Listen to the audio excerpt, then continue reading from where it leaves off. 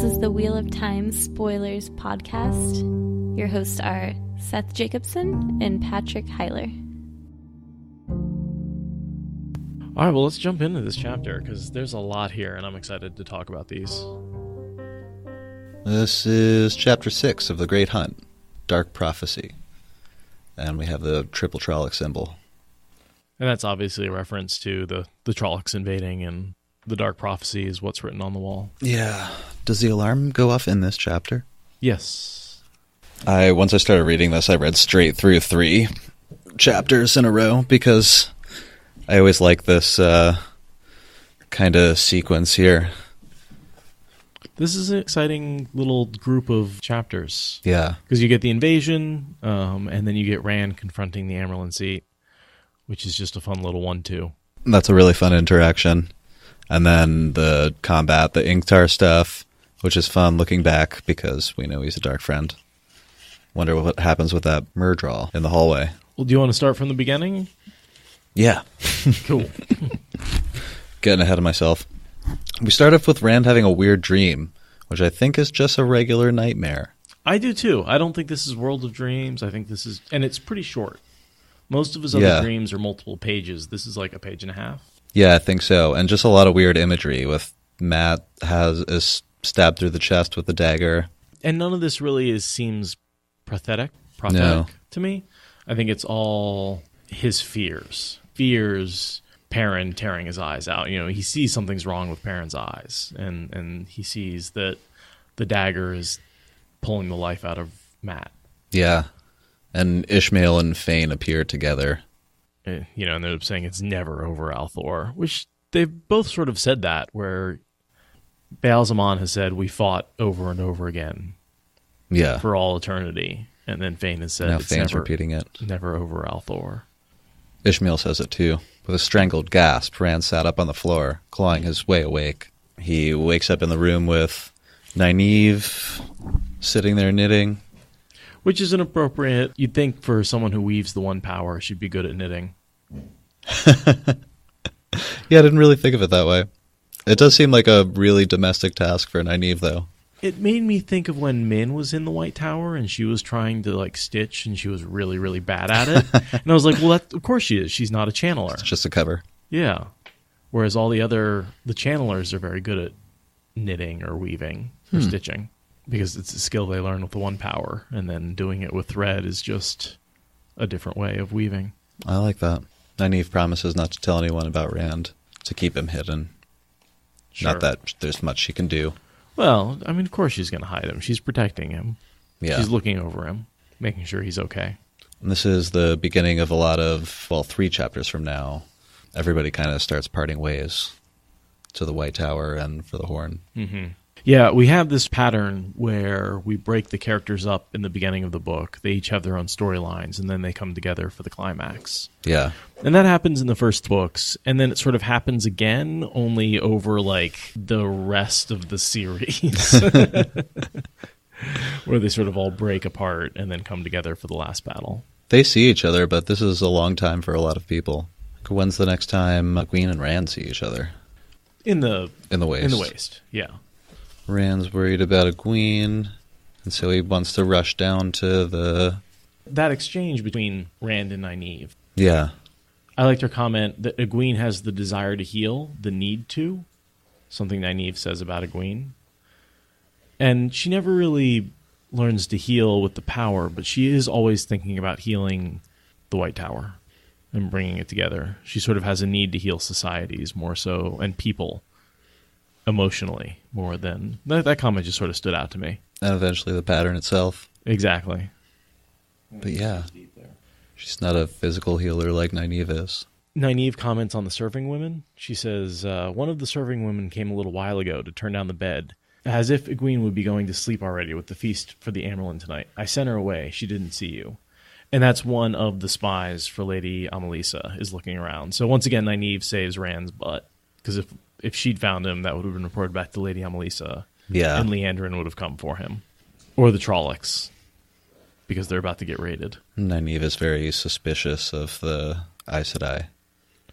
And of course, Rand is dismissive. He's like, they wouldn't use the maids to look for me, Nynaeve. And it's like, yes, they would. And Nynaeve points out that there were too many women in the halls. And then she said, I saw the Lady Amelisa herself coming out of the storeroom near the buttery with her face all over dust. And she mentions that the men have no idea what the women are doing. And she's like, I know it makes no sense that they're looking for you. The Aes Sedai aren't taking any interest.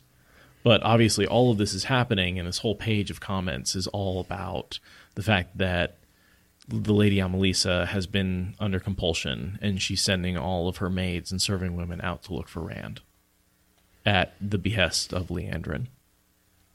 Yeah, of course neither of them know that. So it is a really confusing thing, I think, from Rand's perspective. Like, why would they care? That point is hammered in over and over and over again during this page.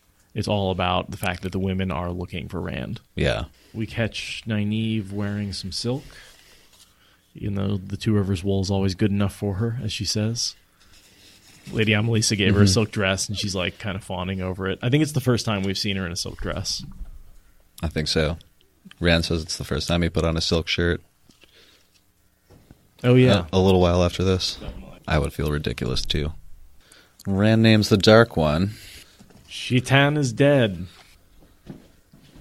Okay, I'm okay. Nothing bad happened. Well, abruptly the room seemed to lurch. He grabbed his head as waves of dizziness sloshed through him. So he does feel something. There's definitely an effect of naming the Dark One. Yeah, it's never like really clearly defined, like what it will do. Because I remember that they said like Senbui had like a year of bad crops and something like that. Yeah, when he named him, but yeah, it's tough to know whether it's superstition or not. But there's definitely something to Rand sort of like getting that attention and getting the eye on him. He's special too. That's true. So then the alarm goes off right after he names the Dark One. Yeah, it's appropriate. And he's immediately worried about Egwene once he realizes what's going on. Because he knows she's down in with Fane. Locked down there with the Dark Friend. He grabs his sword and basically goes running. He runs right into the Armerlin seat. Then a young woman came out into the hall, face to face with him, and he stopped in spite of himself. It's interesting that he describes her as young. He recognized that face above the rest. He thought he would remember it forever. And Swan's standing there. And it looks like Leanne starts yelling at him, but he just keeps running. Probably just yelling at him to stop. Running through the hallway with a sword. Yeah. And he runs right into a bunch of Trollocs, which is, I suppose, why the alarms are going off. Yeah. Like church bells, I'm imagining them. Well, the keep has all sorts of warning systems built in. You know, it's got the fires that it can pass messages from keep to keep. Yeah. And then it's, of course, got alarm bells, and I'm sure it's got all sorts of external defenses. But that's assuming somebody, Ingtar, doesn't open up the dog gate and let the Trollocs in. Right. So there's been some subterfuge. We're sure that's Ingtar, right? He says, we're not just assuming. He says he opened the dog gate. Specifically, when he's in his death speech later when he's, like, defending them. Oh, yeah, when he confesses to Rand. Yeah. So he says he opened the dog gate. He let in the assassin. He doesn't say that he let Fane out. But I think he did. Yeah, that wasn't totally clear. It's kind of left vague. We see Ingtar shows up here in a minute, and I think Rand is running down towards Fane's prison. And Ingtar's leaving. And that's why they cross paths. This is the first time Rand has to pull his sword out, and he just totally fails. Over the clamor of alarm bells, he can make out other noises now, too. Shouts, screams, metal ringing on metal. He had just come to realize they were the sounds of battle. Fighting? Inside Faldara? When three Trollocs came dashing around a corner in front of him. Hairy snouts distorted otherwise human faces, and one of them had ram's horns. They bared teeth, raising scythe-like swords as they sped toward him. He says he does a pitiful job. Yeah, but I think his Taverinness saves him, because he does a terrible job, and the Trolloc would normally just dances to the side and is like, yeah, you're not going to even hit me, but doesn't think that he's got his two friends there and bumps into him and knocks them all down. And so it's like Rand's clumsiness saves him. I mean, I think that's just Taverinness coming out and preventing him from getting his butt killed. And then, of course, a bunch of Shienarans show up and save him. Yeah, come running from behind him. Yeah. And then so he takes off running and runs right into a Myrddraal, finishing off 7 Shienarans. Moving with viperous grace. He felt rooted where he stood. His tongue stuck to the roof of his mouth. The look of the eyeless is fear. And he saved again. Mm-hmm. Well, Ingtar shows up. And he tells Rand to run. And he, does his whole thing. I'm going to defend you from the Murdral. But I noticed they talk for a long time. And the Murdral's just, casually waiting for them to be done talking. Is that... Yeah, I wondered if anything was happening here. But he basically sends Rand away. Yeah, I have to assume that Ingtar doesn't fight the Murdral. He let them in the first place. The Murdral knows him. Have they met? Do you think they've met? I think they absolutely met. I think that's why Ingtar killed the 2 guards, opened the gate, let the Murdral in. They went down and rescued Fane. He went down and opened the gate for Fane, and then the Murdral started killing folks as a distraction. Is there only one in this, one Fade in this little raid? And probably a Fist of Trollocs? That's my guess. There may be 2 or 3. I think it's the only one we see. There could be a group, because there's definitely fighting going on, and there could be more than a few. But it's kind of hard to get a lot of Trollocs to the gate unseen. Right. So I imagine it's not that many. They're mostly there as a distraction. What does Rand say? It's big, just big enough for one person to pass through? Right. Well, and then just you have to get the Trollocs to the gate, which means you have to bring them up to the wall, and there are scouts, and I imagine you can't bring a giant horde. There's only so many that could pour through. But Rand keeps running and gets down to the dungeon. The dagger is not in the box. Matt has the dagger. Oh, right. So Fane takes it off him. Fane must take it off of him. How does the dagger get in the box? Rand gets down to the dungeon. His eyes fell on the table, and he stopped dead.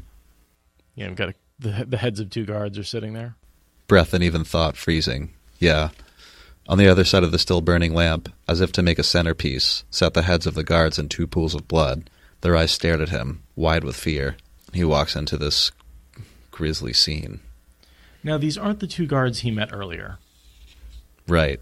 He notices that, because only their faces are still intact, but he can see their faces. Do you think those other 2 guards are dark friends and fled with Fane? I assumed that they were acting weird because they were close to Fane. Right. So I guess maybe not dark friend is the wrong word, but corrupted by Fane and become one of his corrupted followers. And so then he sees the message from Fane on the door. We will meet again on Toman Head. It is never over, Althor. Just sort of he signs that. It's never over. He freaks out, grabs some hay, and tries to scrub it off the wall. I bet Rand's dream, although not prosthetic, was probably taking place at the same time that Fane was escaping. It was probably the dragon is one with the land type message from the pattern, letting him know that something bad was happening. It could be. I wonder what Ishmael's doing right now. Well, I assume this whole raid is at his direction. Right. I assume one of the directions that Ingtar didn't know he was going to do, or couldn't remember receiving, this was one of them. Because he was given directions to open the dog gate. And of course Liandrin's the first person to walk in after Rand. Which makes me think she knew something was going on down there. Do you think she was part of the breakout? I don't think she was part of breaking them out. She tries to turn it around on him, but that's not really weird for her. Yeah. No, I don't think she was part of that, but, we know she's a dark friend. Yeah. It's hard to say if she knows anything or not if she knew anything or not about this happening. It doesn't seem like she was involved. Because she's trying to get information. She's trying to find the boys. Yeah. So she comes down, and she runs into Rand, and she starts throwing some compulsion on him. It looked like just air to me. Icy cold squeezed at him from all sides. His head felt caught in a frozen vice. He could barely breathe from the pressure on his chest. And she's interrogating him. What's your name? Oh, he's definitely being held by air, but then there's this line. Frozen needles pierced his brain with agony, grating into his bones. I thought he might be reaching out for Saidin. I think he's doing that as well, but I think she's using her compulsion on him. I think she's trying to force him to tell her the truth with compulsion. Yeah? I don't think she's just squeezing him with air. And then Moraine interrupts them. I'm still I'm wondering, is this compulsion or is it air? I thought it was just her squeezing him to freak him out. like just physically squeezing him. I don't know that she's not trying to do something else, because we only see this from Rand's perspective. But you're right. I've always thought this was compulsion, but now that I realize, I think that you're right, that it is just she's literally squeezing him with bands of air, and then he tries to seize the power. He forms the void. Yeah, the void formed inside him. Dimly he sensed light and warmth somewhere in the distance. It flickered queasily, but the light was warm, and he was cold. Desperately, he reached towards the light. And then Moraine walks in just before he channels. Interrupts. Saving the day. Oh, I bet she totally sees what's going on. She probably sees all of the weaves. She's like everything standing in the that doorway. Liandrin is doing. Oh, absolutely. She sees everything Liandrin is doing. She's standing in the doorway going, what's going on here? It's like when you see two people fucking, like you're not like asking what's going on here. You know what's going on. You're just announcing your presence and saying, hey, stop that. Rand is so close to being found out. If Liandrin had found out, everything would be over. But she knows who he is. Scene. She's seen his face at the Dark Friend social. Yeah. But I mean, she would have the backing of... No, if Moraine hadn't walked in, I think she totally would have. And she knows that he can channel. I think so, yeah. And then Liandrin and Moraine engage in a bout of not answering each other's questions. Eyes side-eyeing each other. What are you doing here? What are you doing here? Answering a question with a question. And then they just turn around and look at Rand. What are you doing here? Rand turned away from them, awkwardly shoved back the bolts on the inner door, and pulled it open.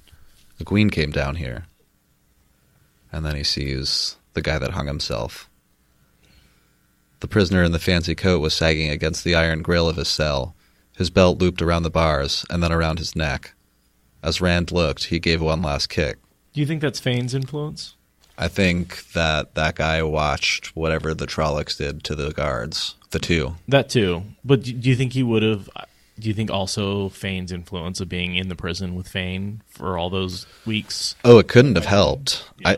I mean, we know that it was affecting the other prisoners, but holy shit, man. Can you imagine sitting behind the, locked gate that someone could probably unlock and watching the Trollocs eat two living people? I think he was trying to mercy himself, like he knew he was next. Terrible. And the other guy just loses his mind. He's been scratching out the walls until he was bleeding. I think they're both insane because of Fane's influence. I think Fane pulled one of his tricks on them. It very well could be. Yeah. I mean, obviously what they saw was horrifying. Yeah. But I think they've lost their minds totally, which wouldn't have happened without Fane's influence. Which they're definitely under, depending on how long these two have been locked up. I don't know if these two are some of the ones we saw before. I thought they were. There were quick introductions to a couple. Yeah. Or descriptions. I'm assuming these are the same prisoners. Yeah.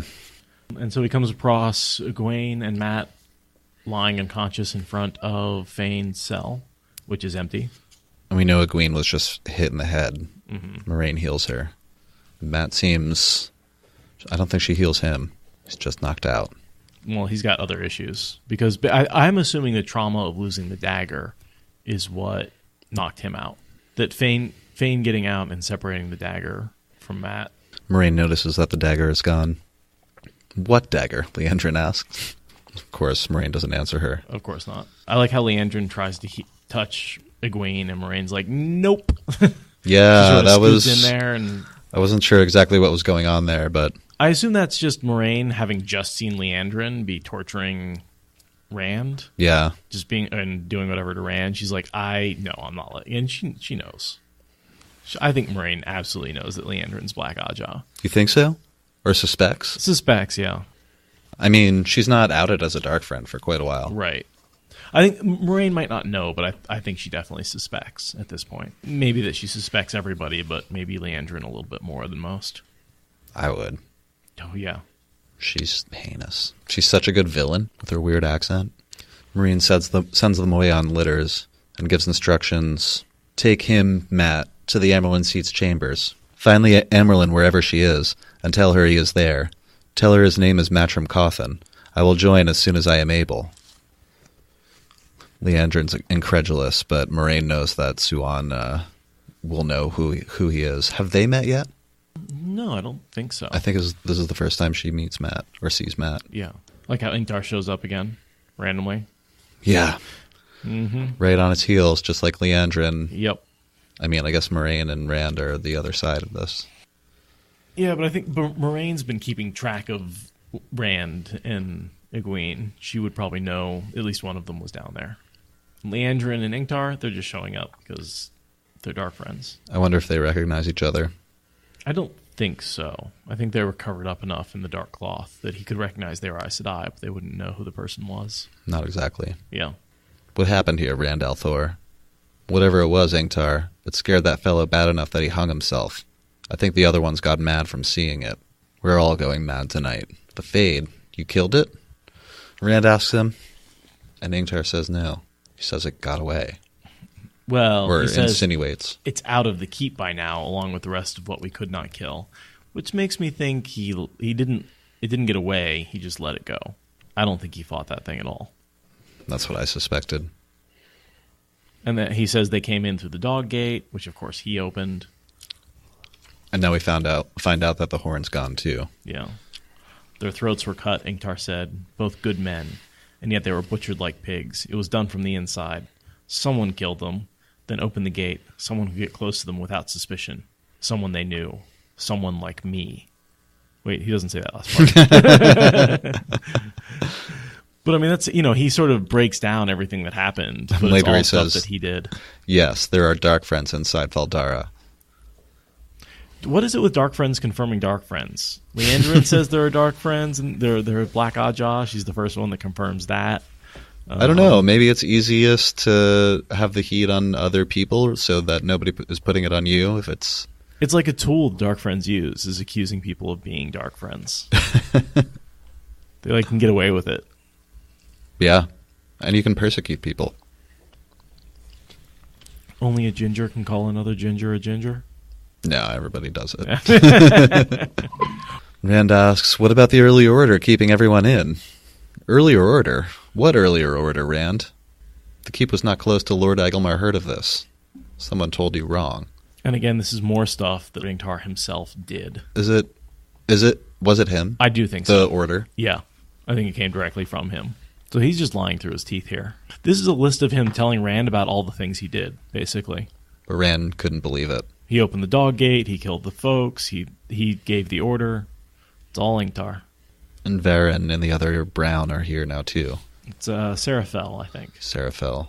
We see her quite a bit later, I think. And later we get, I think in the next chapter, we get to see what it's that poem that's written down. Yeah. So we'll read that and analyze it. That's basically a big chunk of the next chapter. In nicer handwriting. I assume it was done by the Fade. Or a Fade. I do too. I think it may have also been Fane, but it was Trolloc script. So yeah, that seems like... Probably a Fade. I mean, he did write It's Never Over. Right. Or, and I'll see you on Tomenhead, rather. That's my question. Since Rand scrubs out that... I think he doesn't want to be associated. I think he's freaked out to be associated, to see his name there. But do we know? Blood. Is it the same handwriting? That's the question. I don't know. Because this is in Trolloc script, and the other message was in Common. I assume not. I don't see why Fane would know Trolloc script. Not that I'd really put it past him. Right. But... So we're assuming because it's Trolloc script, it's probably a Fade. Yeah. Not Fane. I think so. Okay. I can go with that. Again, being Trolloc script, I don't think anyone would have a need to use it Trolloc script other than a Fade or a Trolloc. Next thing I have is Lan finding him. It's kind of a funny exchange. Mm-hmm. Moraine had your things fetched from Egwene's room and taken to yours. Yeah. How did she know? Moraine knows a great many things, sheepherder.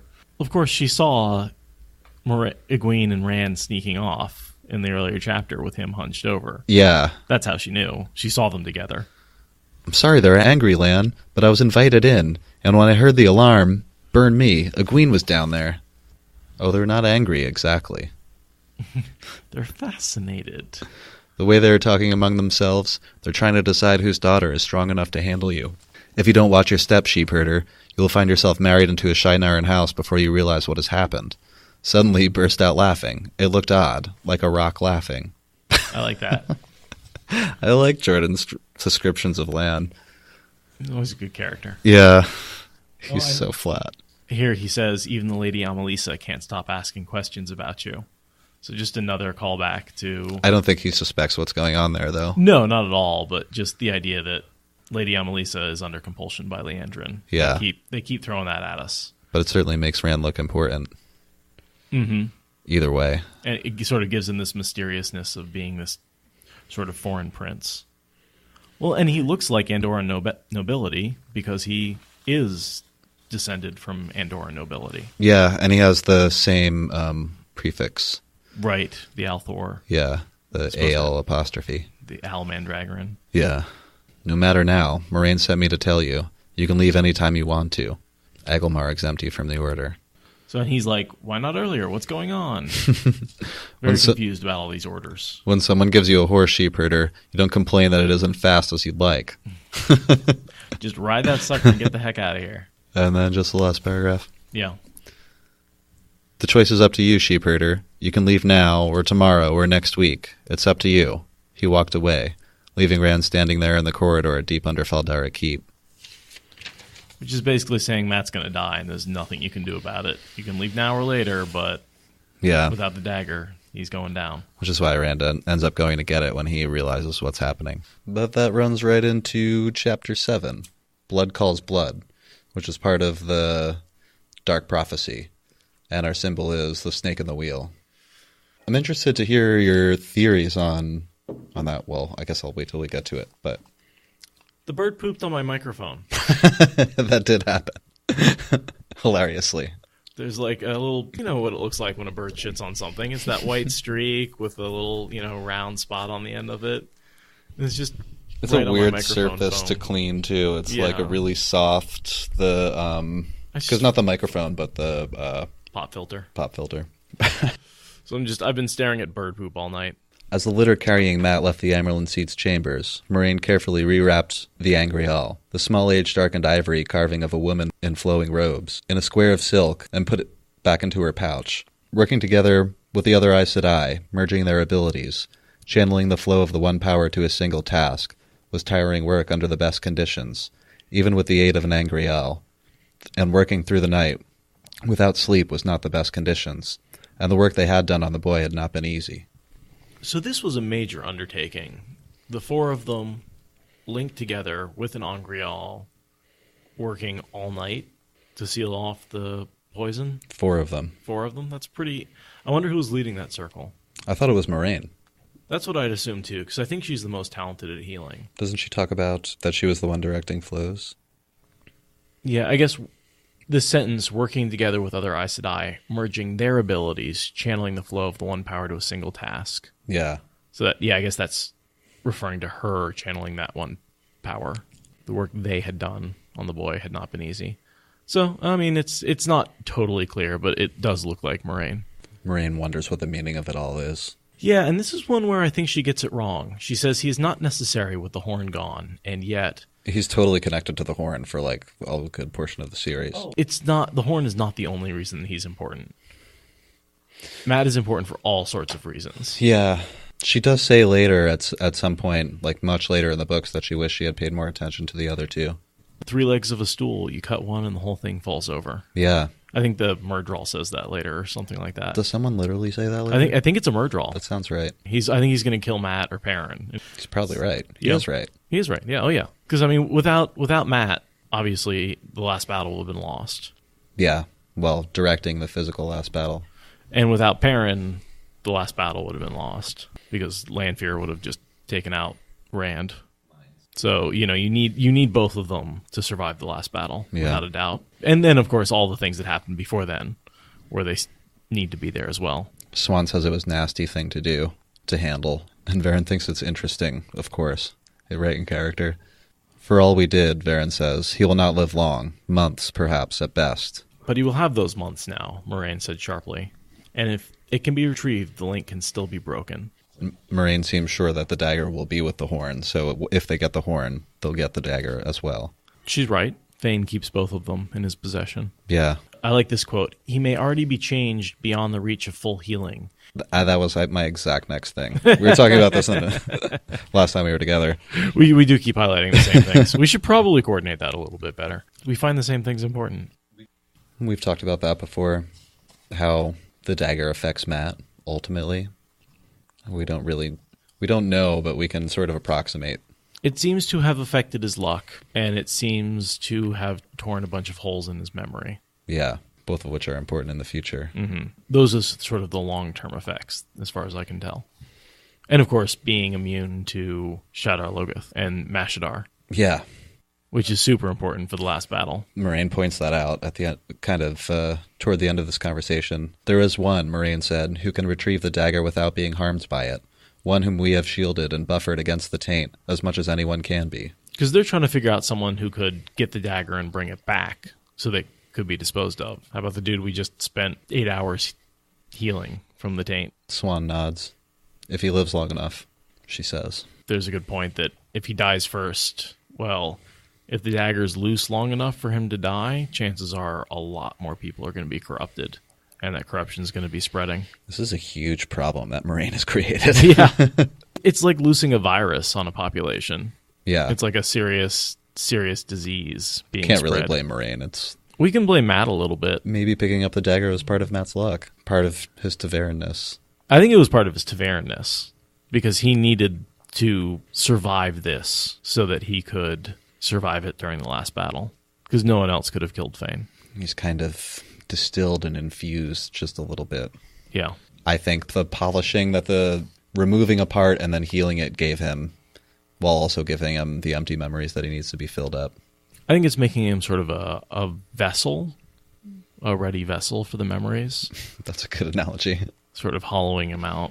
Sort of the way, you ever seen like a tree rot from the inside and then like you burn the inside and the outside's still kind of hard wood, and so you get this sort of hole in the middle of it? That's sort of the way I think of it. Yeah. I liked my penny analogy. This was a long time ago that I made it on the podcast. Yeah.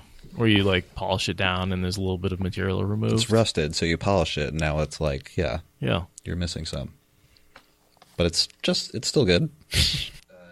Next thing I have is Verin talking about the prophecy. She said, most of the writing on the wall was the usual, blasphemy and boasting.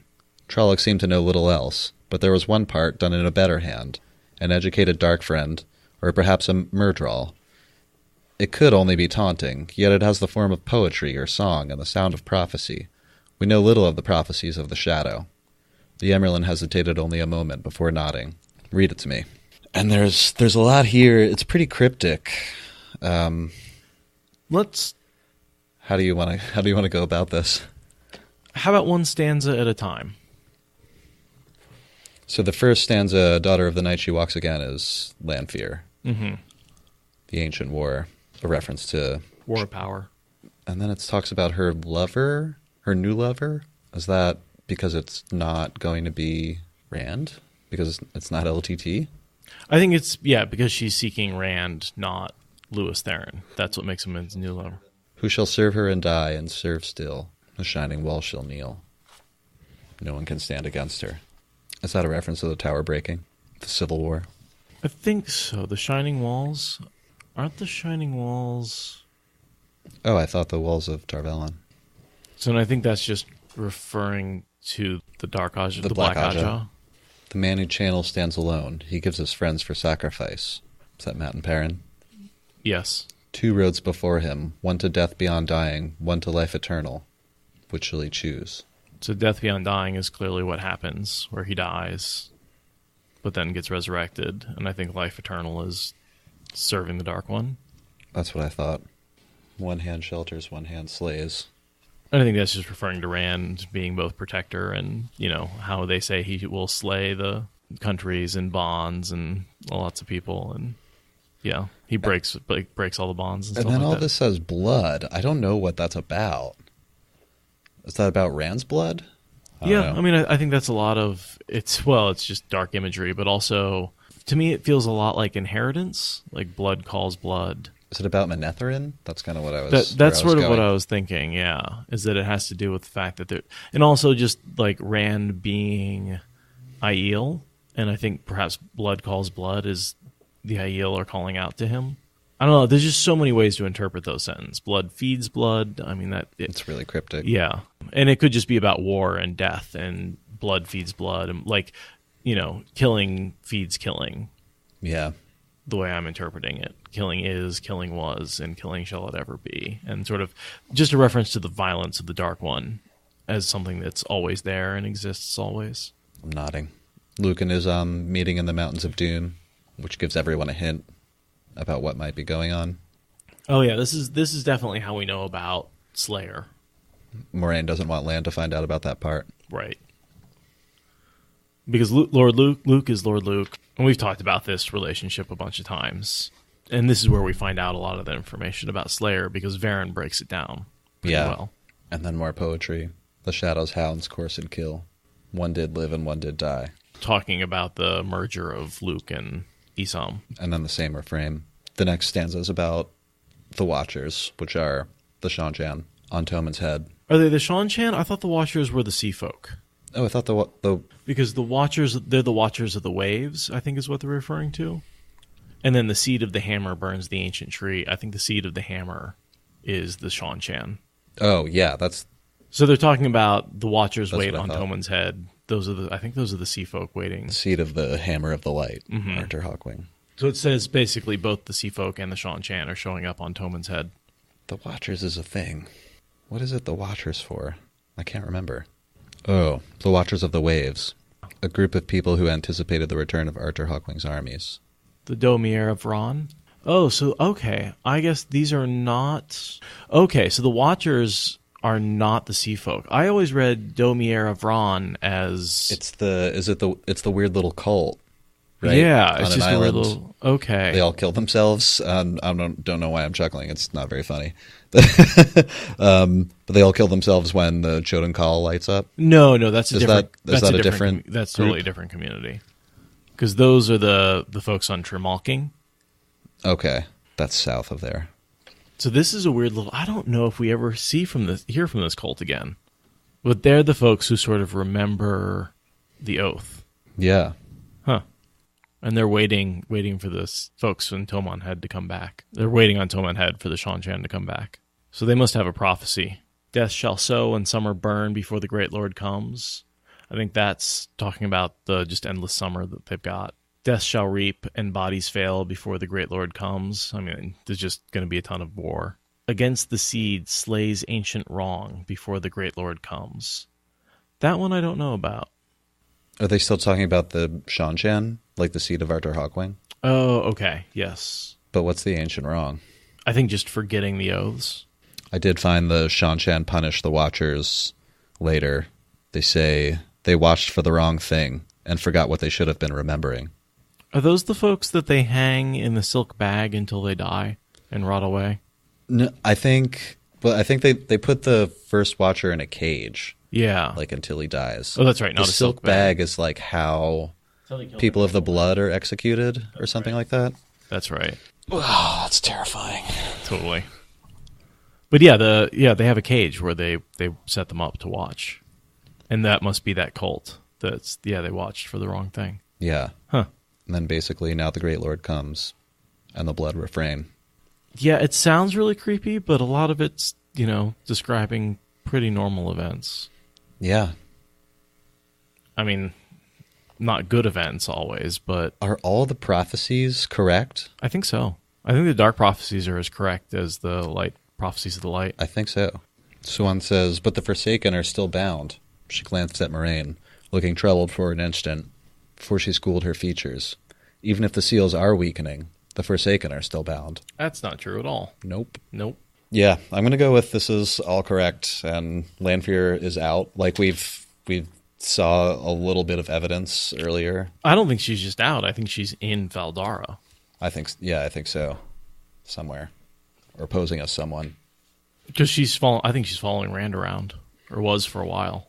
Moraine knows that Lanfear was LTT's lover. She says it's well known. A complication we do not need, she thinks. She thinks about that a lot. And in a lot of ways... trouble with Lanfear. Yeah, in a lot of ways, what she ends up sacrificing herself is because of this. To take out that threat. Exactly. Because she sees in her visions that if she doesn't take out Lanfear, she's going to take Rand away, and he'll come back, turned to the shadow. Nodding.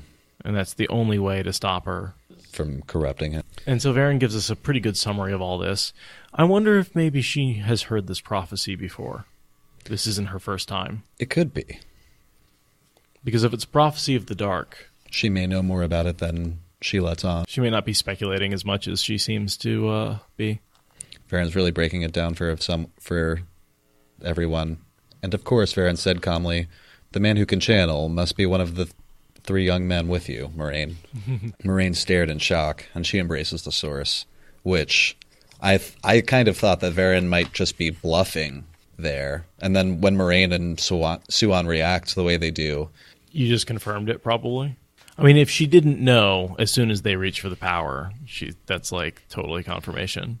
Moraine grabs the source, and a hint of satisfaction settled on Verin's face, but no sign that she realized she had hurled a lightning bolt. She only looked as if she had found another piece that fit the puzzle. Yes, I thought it must be so. I like that she, like Elida, remembers the 2 of them being friends as children. Yeah. I don't think anyone important has really forgotten. No. You can't be friends for 15 years or more than that? Almost 20 years? Before they split apart and went to do their own thing. No, they were only 20 when they split apart. Yeah? How long were they in the tower together for? Not that long. A lot less than that? Yeah, because 10 years? they were... No. They were 20 when the prophecy was foretold. And very quickly after that... They were accepted then. Yeah, and right after that, they were raised to Aes Sedai. So I think, because they're both only... In their 40s? Novices. Yeah, they're both like 40. And Moraine's been on the road for 20 years. And they've been hiding their relationship since they were both raised Aes Sedai. So they were both only novices for like a year. And accepted for like a year or 2. And they only spent that time together. That's fast. So they were friends for a couple of years. And then there was the prophecy, and they've been hiding it ever since. Because they're both like 40. They spent 20 years on the road, and they were about 20. Pillow friends, right? That's, yeah. Does anyone use that term for them? I'm not sure if it's used for them in particular, but it's definitely for other relationships. Well, we know it's out there, but I was just wondering about I don't know. I don't know if we have a specific quote or if it's just assumed. Verin, of course, immediately makes the conclusion that he must be the Dragon Reborn, because she knows they wouldn't do it for anyone other than the Dragon Reborn. Then Verin deduces all of that very neatly. There's only one possible reason that they wouldn't just gentle him. It makes sense that Verin has been able to figure all this stuff out because she has been tracking down people's true motivations and purposes her entire time in the White Tower. Because she's trying to figure out who the Dark Friends are. She's really good at pretending not to notice anything and noticing every single little detail. She's a good little spy. She's so good at what she does. Sit down, Verin, and tell us what you know and how you found it out. Leave out nothing. As Verin took a chair, with a look to the Amerlin for permission to sit in her presence, Moraine watched her sadly. It is unlikely, Verin began, that anyone who hasn't studied the old records thoroughly would notice anything, except that you were behaving oddly. Forgive me, Mother. It was nearly 20 years ago, with Tar-Valon besieged, that I had my first clue, and that was only... Oh, the light help me, Verin. She breaks down everything that she's figured out and how she does to those 2. We don't get to hear any of it. Yeah, that's Swan's thoughts cutting in there. Yeah. And then perspective switch to Perrin. Perrin peered around the corner at the retreating back of the Aes Sedai. She smelled of lavender soap, though most would not have scented it even close up. As soon as she turned out of sight, he hurried for the infirmary door. He had already tried to see Mat once, and that Aes Sedai, Liane, had heard somebody call her, had nearly snapped his head off without even looking around to see who he was. He's sneaking in there to see Mat, even though he knows he's not allowed. Mat's just been healed, and he's supposed to be resting, and Perrin just is trying to get in. So he's just using his accented scent of smell. I think this is the first time we really see his abilities this well developed. Well, we've seen his eyesight plenty. Yeah. But this is the first time I think he really starts talking about smell. And that really becomes a part of the character. Yeah. The only thing an Aes Sedai could not cure by healing was death. To him, the room smelled like sickness anyway. He smelled wrong, though. It was nothing Perrin could put a name to. Just wrong. I assume that Shadow Logoth influence, yeah. From his perspective, he narrates, he had gone into one of the gardens the night before to think things through. Serving women had found him sitting there in the dark, and one of the Lady Amelissa's attendants, the Lady Tamora, as soon as they came upon him, Tamora sent one of the others running, and he had heard her say, "Find Liandrin Sedai." And again, if I just can't keep saying this enough, Liandrin Sedai has Lady Amalisa looking for the three boys. And everyone who works for her. And everyone who works for her. Just like pounding you over the head with that over and over and over again. Perrin sits down there. And he's saved by the bell because they're about to go get Liandrin when the alarm goes off for the attack. So the only thing that keeps Perrin from being found by Liandrin is the alarm going off with the attack. I wonder if that's a little Verin twist. And then Leanne walks in. It's kind of inappropriate. Perrin leaped to his feet as his ears caught the sound of approaching footsteps. Leanne calls him pretty. And also Rand, part of her personality a little more. Yeah, totally. Makes him say, you make me wish I was a green. Which she, of course, does become later. Uh-huh. A little bit of foreshadowing there. I only wanted to know how he is, Perrin's saying. Leanne hesitated. He's sleeping is how he is. In a few hours, he will get out of that bed, and you'll think there was never anything wrong with him. The pause made his hackles rise. Yeah, you'll she was think lying. it. From your perspective, you would think. There's definitely something wrong with him. She doesn't know that Perrin can already tell the difference. And Leanne notices his eyes very dramatically. He tried to slide around her, but suddenly her hands shot out and grabbed his face. You're healthy, she says, and I assume she delves him or something. But if you were born with those eyes, I'm a white cloak. I wonder if she knows about Elias. Probably. That would have been kind of a big deal. That's what I assume. Killing a few warders. Trying to see if he could be gentled and... Right. And it not working. Him escaping. Totally. People would know about that. The Red Oddjaw certainly would. And wasn't he bonded to a brown sister? I can't remember. Was she blue? Or was she white? Valron says it was green. So I think we've covered all the colors here. Elias was ordered to Rena Halfton, who is for a while a loyalist sitter for the Green Aja, so she stays in the tower. She's green. Valron was right. Didn't even have to look it up. We should have just trusted our Wattrions. So then we get to switch perspectives again. So we're jumping from Perrin over to Rand. I didn't have a ton for this. A lot of this is the little exchange between Rand and Perrin. They fight a little. He tries to go see... Well, I guess he doesn't go, but Perrin comes back from seeing Matt. So it's like, you should have gone to see him too. And Rand says he did. I tried, and Leanne turned me away. And here's where we get Leanne's little... He relates Leanne's joke about him being tall and handsome.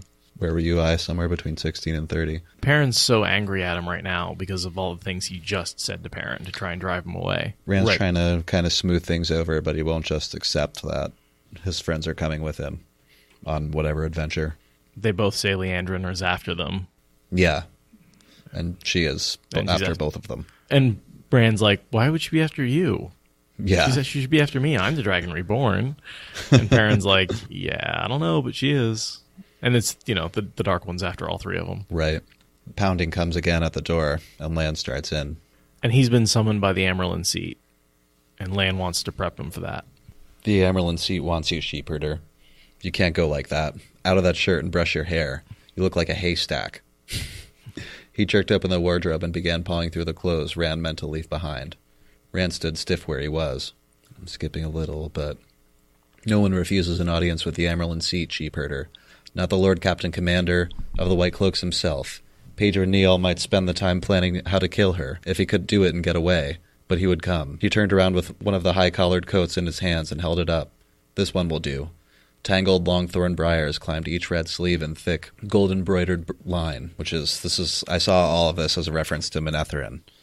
The red for blood and the briars in the Dark One's hand.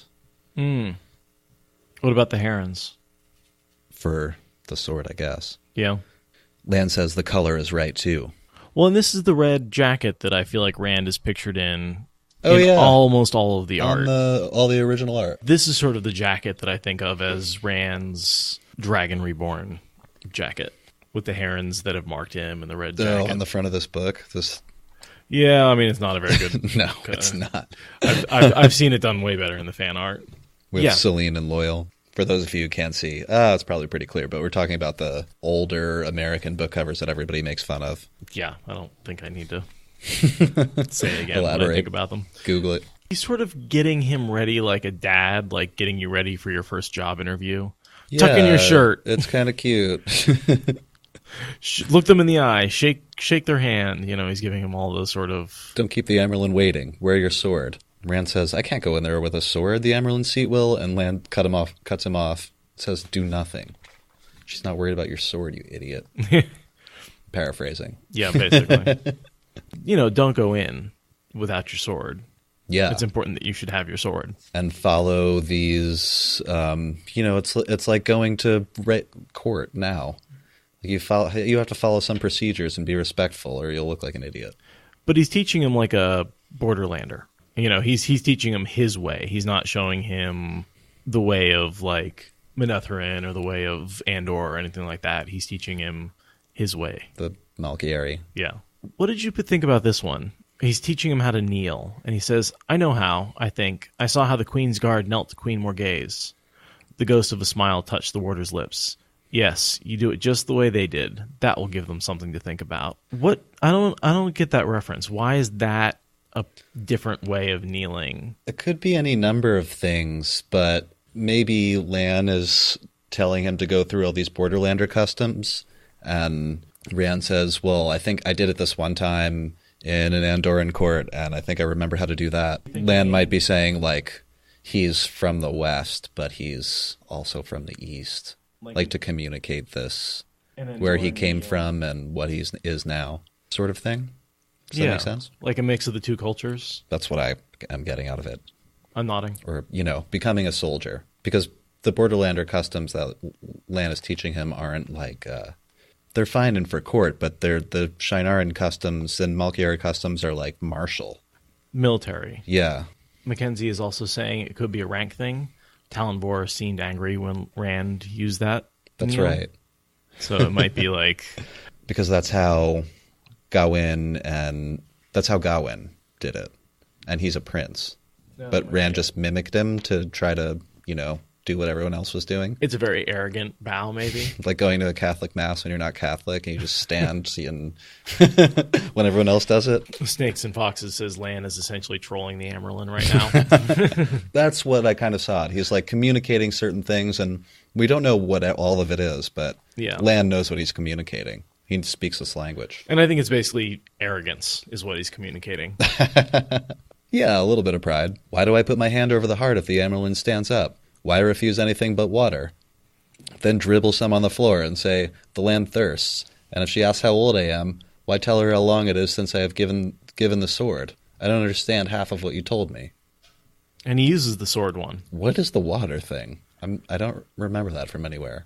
I mean, I think it's just sort of guest rights. Once she feeds him, I'm guessing that he's accepting certain things, and if she gives you water, you're willing to take it, but 3 drops. 3 drops, sheepherder. Yeah. Don't pour it.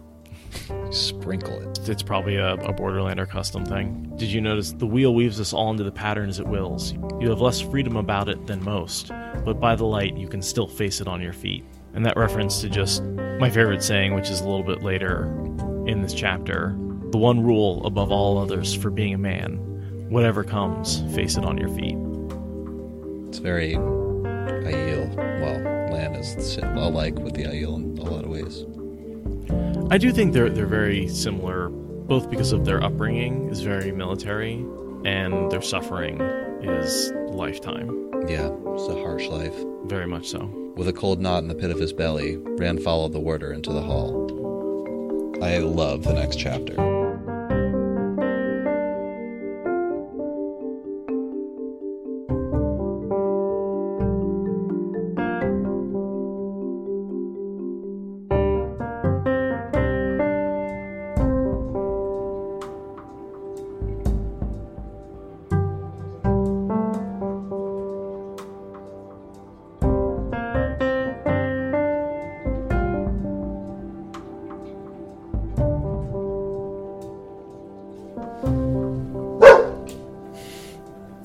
Says hi. Well, we had some interesting things happen right before we started the podcast. We had some our wall egg crates fell down. We had to do some hammering to get those back up. But when we came down into the basement, pretty productive. There was a sparrow in the basement. Think of it as a good omen. Yeah, he was hanging out. Well, it's rainy and cold outside, and I left the back door open, and he must have flown down in here. It's warm in here.